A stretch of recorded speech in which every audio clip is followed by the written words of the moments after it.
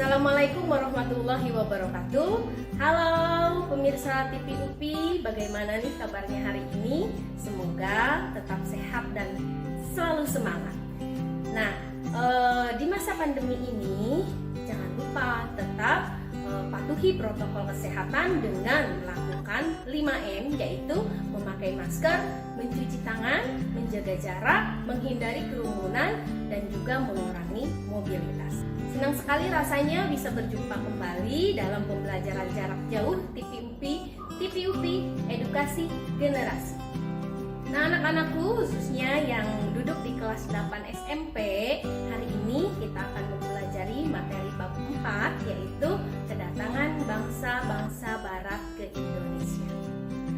Pada materi kali ini, kalian diharapkan dapat memahami tujuan pembelajaran, yaitu pertama, kalian dapat mengetahui siapa sih yang dimaksud dengan bangsa barat, kemudian dapat memahami apa yang dimaksud dengan kolonialisme dan imperialisme, kemudian dapat memahami latar belakang dan juga tujuan datangnya bangsa barat ke Indonesia, dan yang terakhir yaitu kalian dapat mengetahui siapa saja sih para penjelajah samudera dari bangsa barat yang datang ke Indonesia. Ngomong-ngomong tentang bangsa barat, ada yang tahu nggak ya di sini pemirsa UPI semua ini? Ada yang tahu nggak sih siapa sih yang dimaksud dengan bangsa barat? Kemudian mengapa sih mereka mau jauh-jauh datang ke Indonesia? Tujuannya untuk apa sih mereka datang ke Indonesia? Wah, sepertinya ada yang penasaran di sini. Nah, supaya jangan lama-lama penasarannya dan supaya tidak penasaran lagi, yuk kita saksikan video berikut ini.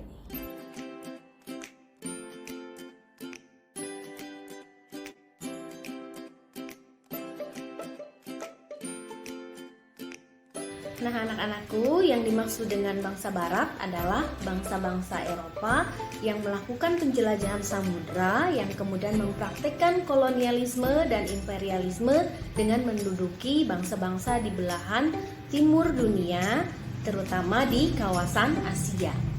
Tadi sudah disebutkan tentang istilah kolonialisme dan imperialisme. Yang dimaksud dengan kolonialisme itu adalah paham penjajahan untuk memperluas atau ekspansi wilayah kekuasaan, dagang, dan sebagainya. Sedangkan imperialisme itu adalah politik menjajah negara lain untuk kepentingan ekspansi dagang, industri, dan juga modal. Anak-anakku, ibu mau nanya nih, kira-kira kalau dari Eropa ke Indonesia jauh nggak ya? Kita bandingkan aja deh dengan yang sekarang. Kalau sekarang saja nih, ketika kita mau mengadakan perjalanan dari misalnya Jakarta ke London saja, misalnya dengan menggunakan pesawat terbang, itu kurang lebih bisa memakan waktu sekitar 20 jam. Coba bayangkan oleh kalian di sini, kalau zaman dulu apakah sudah ada pesawat? Coba bayangkan deh, kalian mau datang dari Eropa ke Indonesia dengan menggunakan kapal layar dan harus mengarungi samudera yang luas. Kira-kira berapa lama ya sampainya? Dari pertanyaan ibu tadi, kalian mungkin bisa menyimpulkan bahwa perjalanan dari Eropa ke Indonesia itu tidaklah mudah. Mereka harus menempuh perjalanan yang jauh dengan harus mengorbankan tenaga, harus mengorbankan pikiran, harus mengorbankan hartanya, karena memang ketika perjalanan jauh dan memakan waktu yang lama itu kita membutuhkan bekal yang cukup. Apalagi ketika menempuh perjalanan melalui samudera yang luas, bahaya yang dihadapi itu tidaklah sedikit. Misalnya seperti kemungkinannya adanya badai yang menghadang, belum lagi adanya perompak, kemudian belum lagi misalnya kehabisan bekal dan lain sebagainya. Itu bukanlah satu hal yang mudah untuk dilalui. Nah, dari penjelasan ibu tadi, kalian dapat menyimpulkan bahwa apa yang dilakukan oleh bangsa-bangsa barat tadi itu bukanlah tanpa tujuan. Pasti ada hal yang luar biasa yang ingin mereka dapatkan, sehingga mereka mampu melakukan penjelajahan samudera yang sangat beresiko. Mulai tahun 1500-an, Indonesia kedatangan tamu nih. Tamunya dari mana? Yaitu dari bangsa-bangsa Eropa yang datang melalui jalur laut, yaitu melalui penjelajahan samudra. Nah, siapa saja sih di sini bangsa barat yang pernah menduduki Indonesia? Nah, di antaranya itu adalah ada Spanyol, ada juga Portugis, ada Inggris, dan yang terakhir dan yang paling lama menjajah kita itu adalah ada Belanda. Adapun hal-hal yang melatar belakangi kedatangan bangsa Eropa ke Indonesia itu antara lain yang pertama, dikuasainya Konstantinopel oleh bangsa Turki Utsmani pada tahun 1453, di mana bangsa Turki Utsmani ini dianggap mengeluarkan aturan-aturan yang mempersulit bangsa Barat untuk mendapatkan rempah-rempah di Konstantinopel. Dan yang kedua adalah berkembangnya ilmu pengetahuan dan teknologi. Di antaranya adalah munculnya teori heliosentris yang dari Kopernikus yang mengatakan bahwa bumi ini adalah bulat. Kemudian ditemukannya kompas dan juga penemuan-penemuan besar lainnya. Yang ketiga itu adalah kisah perjalanan Marco Polo. Keberhasilan Marco Polo dalam menjelajahi samudra dan sampai ke dunia timur itu menginspirasi atau memotivasi para penjelajah samudra dari Eropa lainnya. Dan yang keempat itu adalah motivasi 3G, yaitu Gold, Gospel, Glory. Gold itu adalah kekayaan, di mana pada saat itu rempah-rempah dianggap sebagai sesuatu hal yang paling menguntungkan karena rempah-rempah merupakan komoditas yang paling dicari di pasar perdagangan dunia, karena rempah-rempah harganya pada saat itu cukup mahal dan bahkan dianggap sebagai emas hitam, dijuluki sebagai emas hitam. Kemudian adalah gospel. Gospel itu adalah menyebarkan agama, salah satunya adalah menyebarkan agama Kristiani. Dan yang ketiga yaitu glory. Glory adalah kejayaan, di mana pada saat itu berkembang suatu pemahaman di kalangan negara-negara di Eropa bahwa siapapun negara yang memiliki memiliki daerah jajahan yang paling luas itu adalah dianggap sebagai negara yang paling berjaya. Berikutnya kita akan membahas tentang negara-negara mana saja yang melakukan penjelajahan samudra. Kita akan memulai dari dua negara yang dianggap sebagai pelopor penjelajahan samudra, yaitu ada Portugis dan juga Spanyol. Sebelum mengadakan ekspedisi penjelajahan samudra, dibuatlah perjanjian Tordesillas antara Portugis dengan Spanyol. Perjanjian Tordesillas adalah suatu perjanjian yang ditandatangani di Tordesillas pada tanggal 7 Juni 1494 yang membagi dunia di luar Eropa menjadi duopoli eksklusif antara Spanyol dan juga Portugis. Portugis mulai melakukan ekspedisi pertamanya yaitu pada tahun 1487 ke arah timur di bawah pimpinan Bartolomeus Dias. Bartolomeus Dias memulai pelayarannya dari Lisabon, ibu kota Portugis, yang kemudian mengambil rute menyelusuri pantai barat Afrika dan kemudian pada akhirnya dia sampai ke ujung selatan benua Afrika. Ekspedisi selanjutnya dilakukan oleh Vasco da Gama.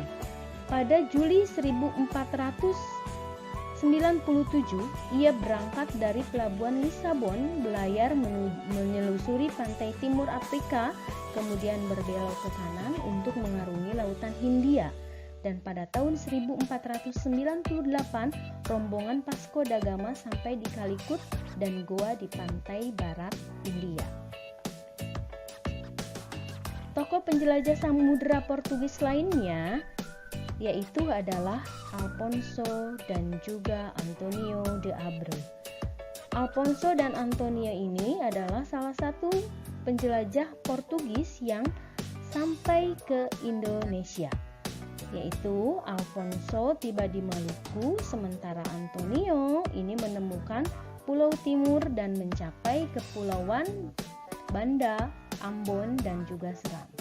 Kedatangan mereka ini disambut oleh kerajaan Ternate, karena kerajaan Ternate ini membutuhkan bantuan Portugis untuk melawan kerajaan Tidore. Sejak saat itulah Portugis mulai memonopoli perdagangan rempah-rempah di Ternate, dan kekuasaan Portugis di Maluku pun berlangsung cukup lama, yaitu sekitar tahun 1512 sampai 1641. Spanyol memulai ekspedisinya pada tahun 1492 yang dipimpin oleh Christopher Columbus. Christopher Columbus berlayar ke arah barat dan kemudian sampai di Kepulauan Bahama. Columbus dianggap sebagai penemu benua Amerika.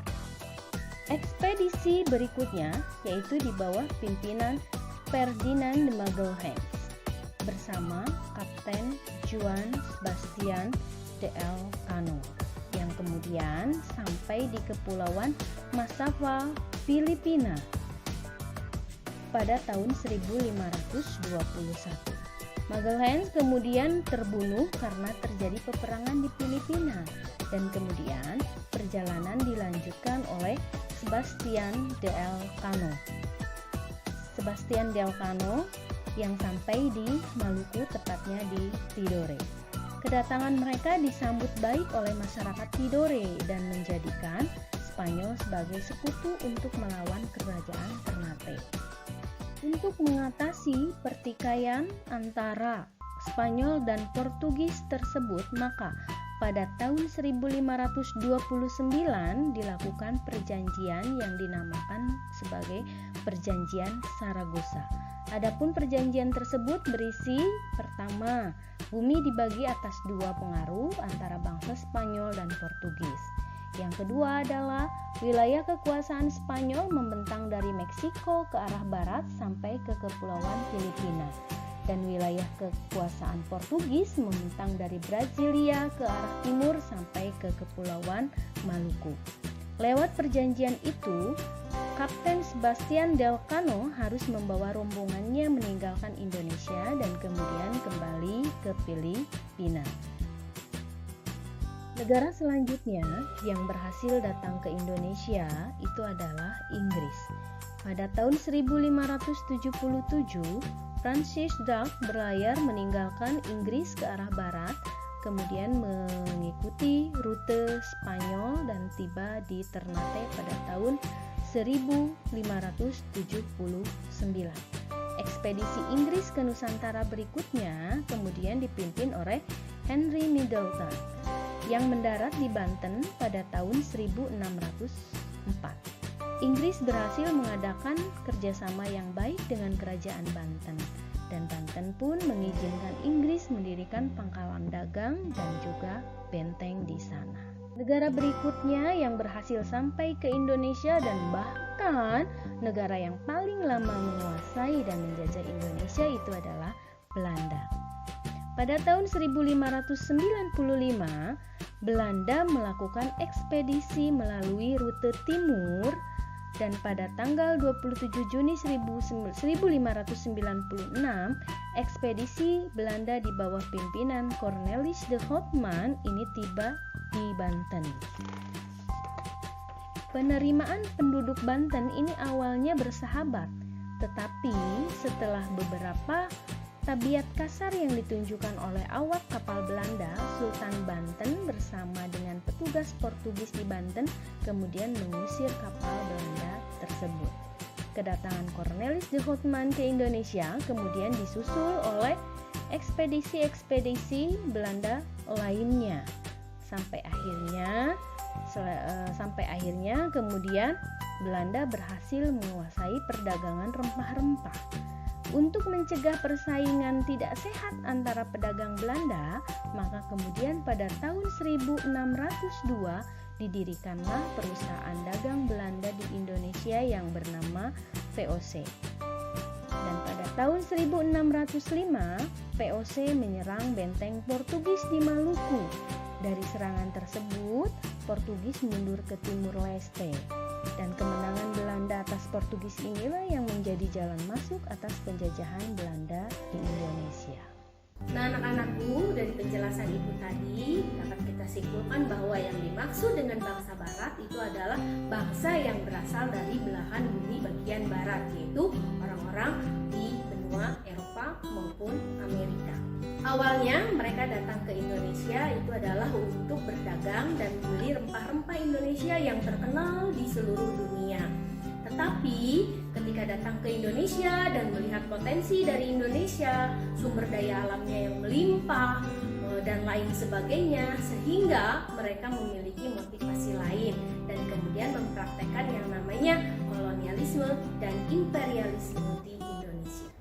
Baiklah anak-anakku, sekian dulu pembelajaran untuk hari ini dan semoga apa yang Ibu sampaikan itu dapat memotivasi kalian untuk mencari dan menggali lagi lebih dalam lagi tentang materi kali ini.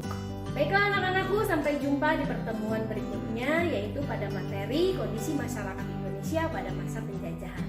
Jangan lupa tetap saksikan terus program pembelajaran jarak jauh pada hari Senin dan juga hari Kamis di pukul 9 sampai dengan jam 12 di TV kesayangan kita, yaitu TV UPI. TV UPI, Edukasi Generasi. Sekian dan terima kasih. Wassalamualaikum warahmatullahi wabarakatuh.